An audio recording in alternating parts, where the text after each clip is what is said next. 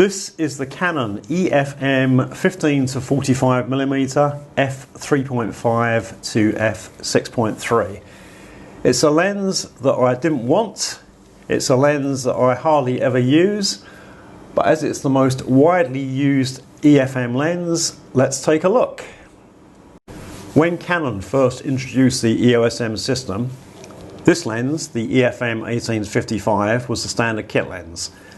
Canon then replaced it with this one, the EF-M 15 to 45, and I assume the reason was cost. This lens is smaller, slower, and the build quality is inferior. I never had any plans to buy the EF-M 15 to 45, but when I was looking around for my EOS M6, the best price I could find was a kit that included this lens. It was actually cheaper to buy the kit than it was to buy just the body elsewhere. I therefore ended up with basically a free 15 to 45, but I don't use it because I prefer using these other two lenses. If I'm just doing general photography, I prefer the extra width of the EF-M 11 to 22, and if I'm photographing people, I prefer the extra reach of the 18 to 55. The fact that the EF-M 15 to 45 is now the standard kit lens means it will be Canon's biggest selling EF-M lens, and today I plan to take a bit of a closer look at what this lens can do. First, let's take a look at the lens, and the focal length is 15 to 45mm on an APS-C camera, which means it has an equivalent focal length of around 24 to 72 on a full frame camera. When the lens is retracted in its closed position, it has a length of 44.5mm. The maximum diameter is around 61mm, and the weight is just 130 grams. The front filter size is 49mm, and the closest focusing distance is 25 centimeters. Inside, as with all EF-M lenses, there is a stepper motor to control the AF mechanism. Inside the lens are 10 lens elements in 9 groups, and the diaphragm consists of 7 aperture blades. As with all EF-M zoom lenses, the aperture isn't constant throughout the focal length range. At the wide end, the aperture goes from f3.5 to f22, and at the long end it goes from f6.3 to f40. Back in my film days, I had a 500mm reflex lens which had a fixed aperture of f8. But with other lenses, the maximum aperture normally wasn't any smaller than f5.6. With the EF-M lenses now, there's a few lenses with maximum apertures of f6.3, and Canon have just announced a couple of new RF lenses that have a maximum aperture of f7.1. So these small maximum apertures seem to be getting quite common these days. As with most lenses these days, this lens has inbuilt image stabilization, and that typically gives stabilization of around 4 stops. And now that Canon have started putting in-body image stabilization into their cameras, we're going to end up with total image stabilization of around 8 or 9 stops fairly soon, and that's quite phenomenal. Let's start off by looking at the focal length range, and this is a typical view you would see with the lens set at 15mm. And this is the change in perspective when we zoom into 45mm. My first image stabilized lens was the Canon EF-300mm f4L IS. This was first generation IS, and it gave 1 stop of image stabilization. With it switched on, you could see a difference, but only very small. These days, even with the cheapest budget lenses, the image stabilization is much better, and it will give you stabilization of around 4 stops. This image was taken at a shutter speed of 1/4 second with the image stabilization turned off. And here is the same scene at the same shutter speed with the image stabilization turned on. Geometric distortion is quite good.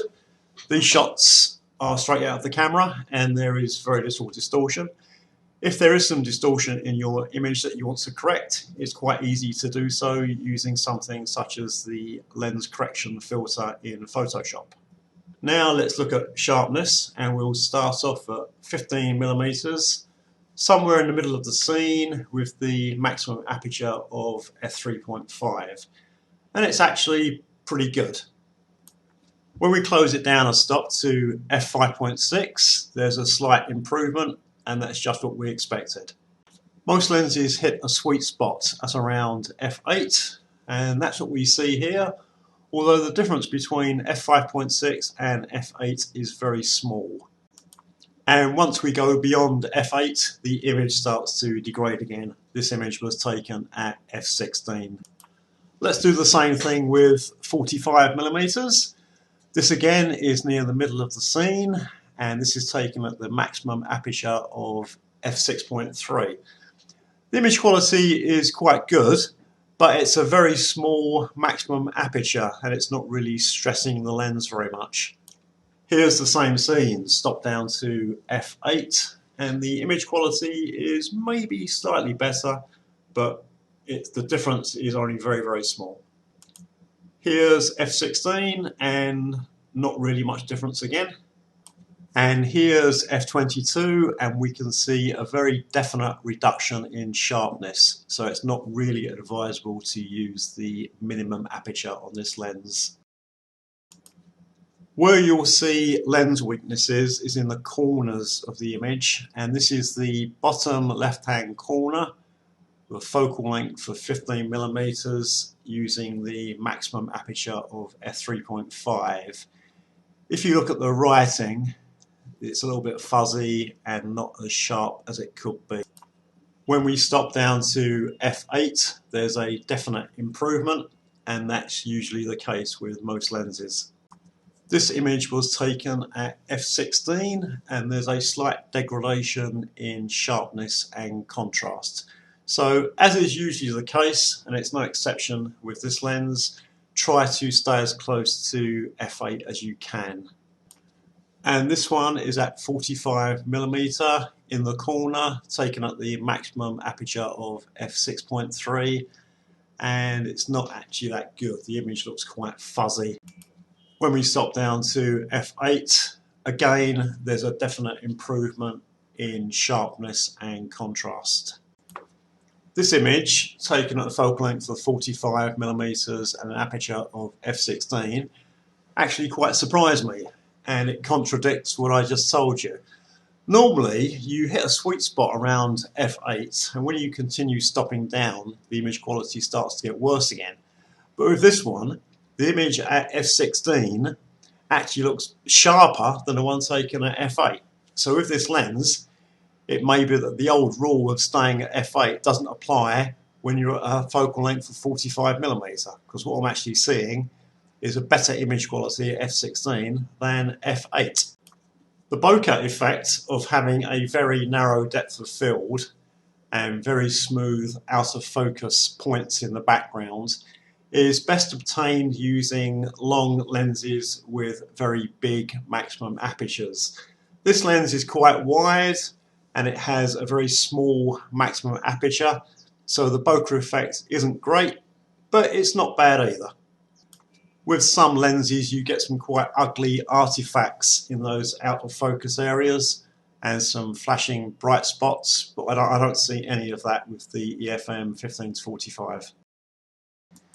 Whether this lens is right for you or not depends really on what kind of EOS-M shooter you are. If you're an M5 or M6 shooter and take your photography quite seriously, you'll probably want to look at some of the better lenses. However, those type of shooters are in a minority. Most people using the EOS-M system will be using lower end bodies, the M10s, M100s, M200s. They'll probably only have one lens. It will be the kit lens, and it will be this lens.